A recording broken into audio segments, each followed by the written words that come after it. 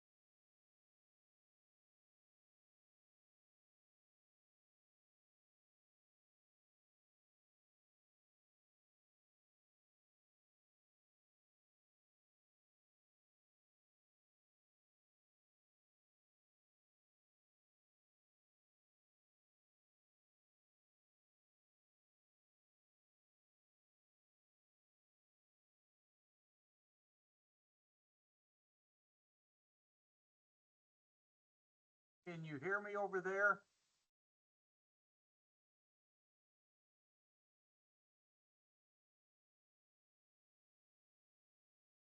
Yes, we can hear you. Okay, good. Now I can hear you. I didn't hear anything for a moment. I apologize.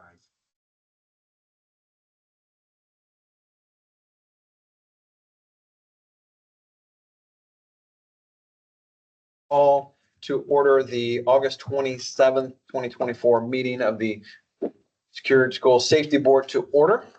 And Mr. Goodpasture, if we could determine quorum, please. Joel Becker, Present. Stephen Balco, Present. Eric Bolin, Present. Jordan Hoffman, Present. Devin McDonald, Present. and as Superintendent Carter's designee for today, Terry Trion. Present. Quorum, sir. Okay. The agenda that you may have may be a little different. I think because Eric has another meeting here soon, we wanted to make sure that we could discuss our grant funding recommendations and vote before Eric needed to step away. So I'd like to make the change on the agenda to move item number 5 up to basically item number 3. And with that, Mr. Goodpasture and Ms. Knight, if you want to discuss the funding recommendations. Yes, sir. So this year, we had 500 applications, which again is another record as far as that goes. And we had over $33 million in request this year as well. So we'll be recommending, and I'll explain how here, but we will be recommending funding 499 of those 500 applications at either full or partial funding. As we'll explain, there was one application that came in and they only had one priority item they were asking for, and it was a non-eligible item. So that's why they were denied. But with the other 499, it's either partially or whole. So as I said, with the 33 million in request, and we had about a little over 24 million available this year as far from a funding perspective, once you take out some administrative fees and that from the legislative dollars. So with that, as we go through, what we are recommending is that priority be given to the first-time applicants to the program, and that they would be funded at 100% of their priority 1 eligible request.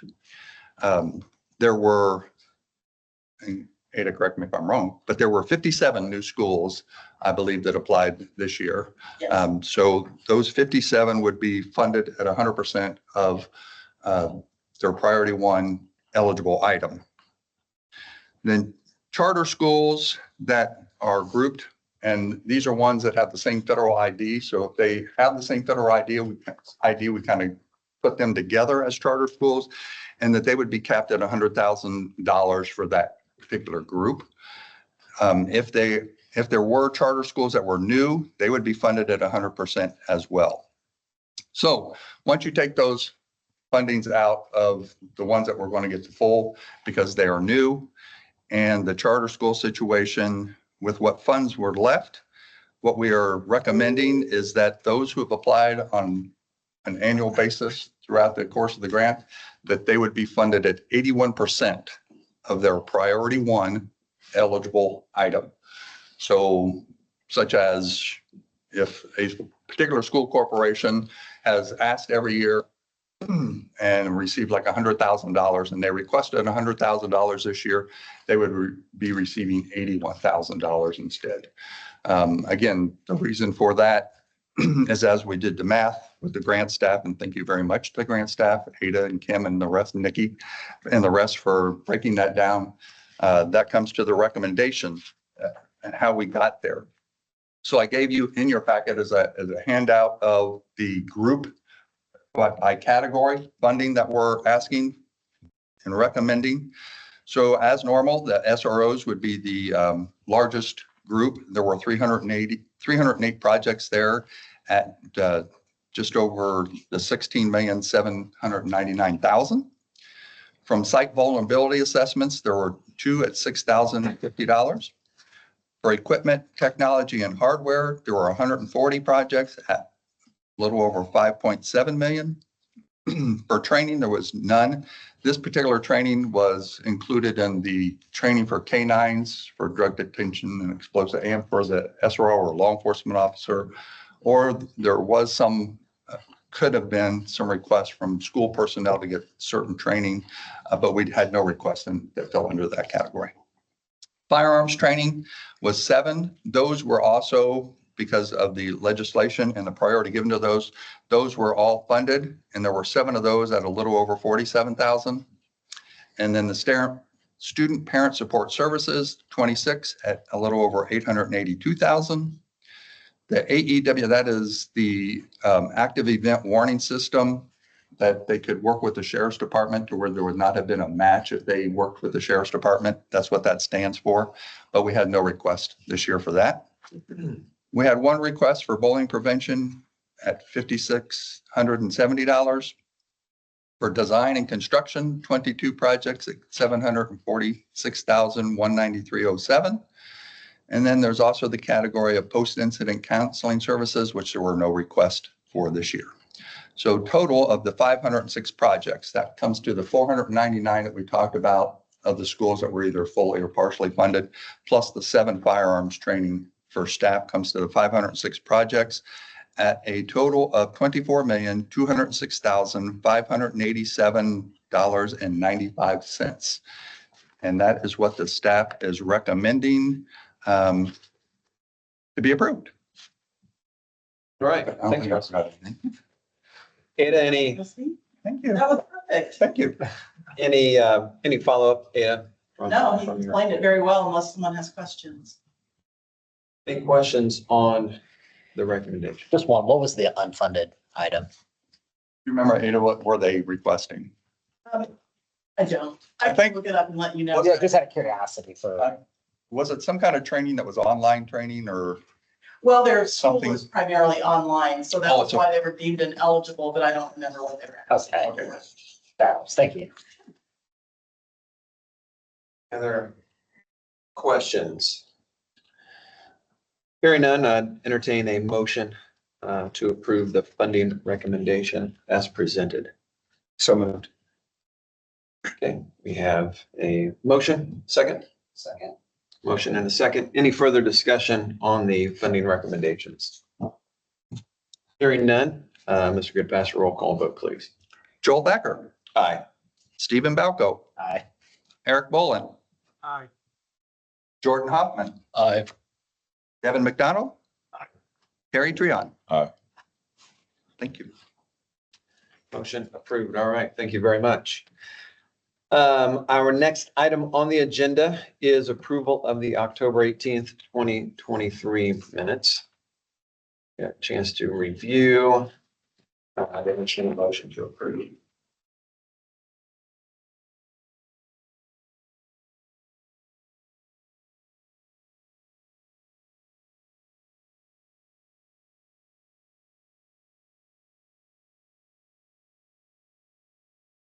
I move to approve the October minutes.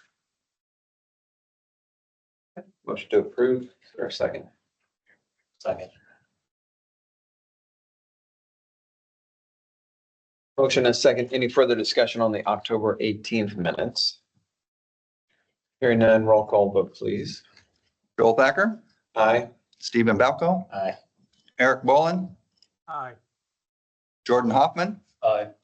Devin McDonald. Aye. Terry Trion. October 18th minutes approved. Next order is the May 29th meeting minutes.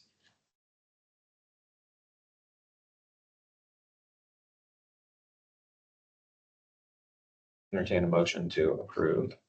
I'll move to approve the minutes for May. Motion, do we have a second?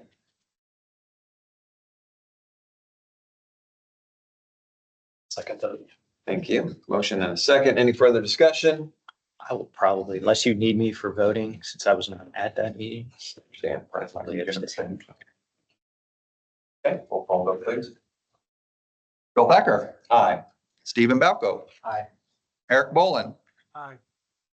Jordan Hoffman, Aye.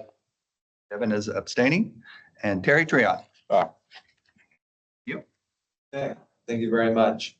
Next on the agenda is School Resource Officer Survey Update.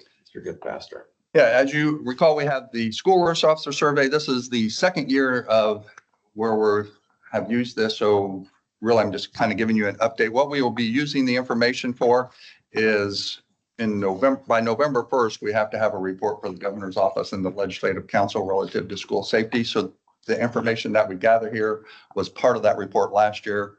So this new school information will be part of it next year. And just to give you an update, that it is due by September 1st. So we sent out a final reminder, was it yesterday, Anna? Yesterday that we sent out to the schools. And currently, as of about 9 o'clock this morning, we have 335 schools that have responded. Last year, we had 345 schools that responded. So it looks like we're on target to get at least the same amount of response as far as the school resource officer survey. That is really all I have as far as that report. Like I said, it'll be due September 1st. Once we get that, then we will be meeting relative to extracting that data and including it in the governor's report. And I think just to ensure, specific information is not provided publicly. That's to protect the districts and from knowing how many SROs and what building and so on and so forth. So thank you. Any discussion on that report? Next is the County Safe Schools Commission survey update. So this is one that is new this year. This will be the first year that we have to have the County Safe Schools Commission. Each county is required to have one. They were required, I think it was by December, wasn't it, Alyssa? December of last year that they were required to have one. Nikki Lee of the grant staff did a great job of confirming. Stark County has a little kind of an odd situation where they have kind of combined their LEPC with their school safety. So we're still working with them to make sure that they kind of separate those two to, in fact, that it is a safe school commission. But in reality, we have all 92 counties that have responded and are doing so. So they have to send us an annual review of what they've done, meeting minutes, and then any items, materials related to any action they have taken on those minutes. They are to upload and send to DHS. So just giving you that report, it doesn't really come to the board. It really comes to DHS. But what we will be using this information again is for that governor's report. So this will be new information that we're finding out what's going on around the state that we'll be able to include in that governor's report as it really relates to school safety. So there are the 92 counties, and as of this morning at about 9 o'clock, we had 70 counties that had responded. And again, thanks to Nikki Lee, she has been contacting them directly. We've been sending out reminders and it was kind of slow going. So Nikki had already made some contacts with them relative to finding out if they had a commission. So I asked and begged Ada if she would allow for Nikki to be able to contact them so that we could get a better response. So like I said, as of today, we're up to 70 and it is also due September 1st. And as I said, we will be using that information as well as part of the governor's report. Any further discussion on the County Safe Schools Commission? Okay, next is our October meeting. Yes, the reason, I don't have an exact date yet, but just to make the board aware, probably mid to late October, we will be meeting for the draft of that governor's report that I've been talking about. We will have that draft report to bring to the board so that they can look at that. And kind of a side note, Stephen, if there's anything from a DOE standpoint that you would like us to include in that report, I don't know what other reports you may already have to give. But if there are items that you would want us to include in this report, if you would get them to me by the middle of September, give us time to include them in that report. So like I said, it'll be around the middle of October that we can have that review so that we can get your input before we actually make a final submission. So be aware, I'll be hounding you again about an upcoming meeting in October.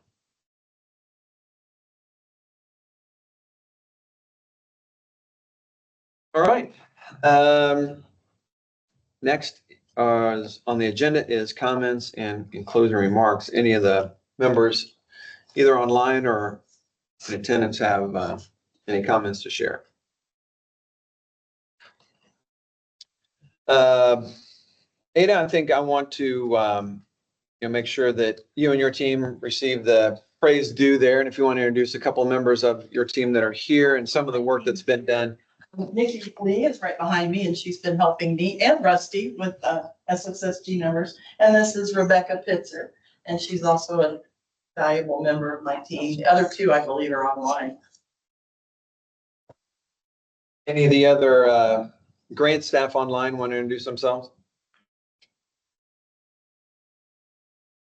That would be, Arvella Body. there she is. And Hello. Jennifer. Yeah. All right, well, thank you. It's a lot.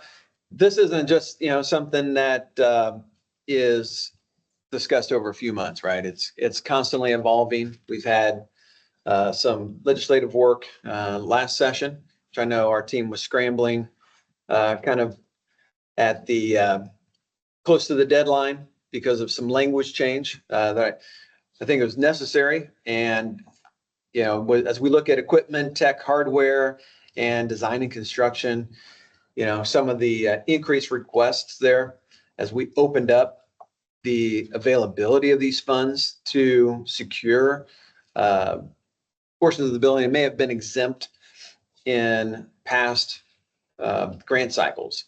And I think that's exciting to see. The changes that were made were accepted by schools across the state, and that money was therefore applied, and we're going to be getting that out. I think it's to ensure that schools are safer, right? I'd love to see that post-incident counseling services remain at zero, right? We have none because there were no incidents.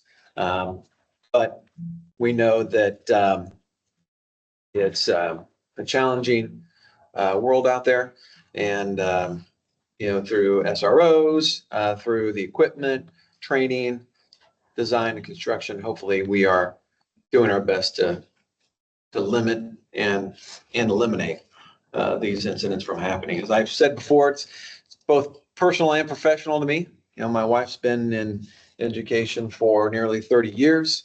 My daughter is an educator, and to ensure that they can do their job and that they can go to school and help kids and not have to worry about violence on our administrators, our students, is very important. Also with that, this is my last meeting, as I'll be stepping away for a new position with the city of Carmel here starting next week. And really have enjoyed working with all of you on this board, a very important matter. So I appreciate your dedication and service to the board and what you're doing. Certainly our superintendent, Eric Bolin there in Martinsville, deals with this on a daily basis and provides some very valuable insight, as the things that he sees in his school corporation, and can share that with us so we learn and understand what to do. So with that, I appreciate the work and for a motion to adjourn. Second? Second. Roll call vote, please. Joel Thacker, Aye. Stephen Balko, Aye. Eric Bolin, Aye. Jordan Hoffman, Aye. Devin McDonald. Aye. Terry Trion. Okay, we stand adjourned. Thank you. Thank you all. Thank you, Eric. Take care. Thank you, Director. Good luck in your next endeavor. All right, appreciate it. So last Monday was my first.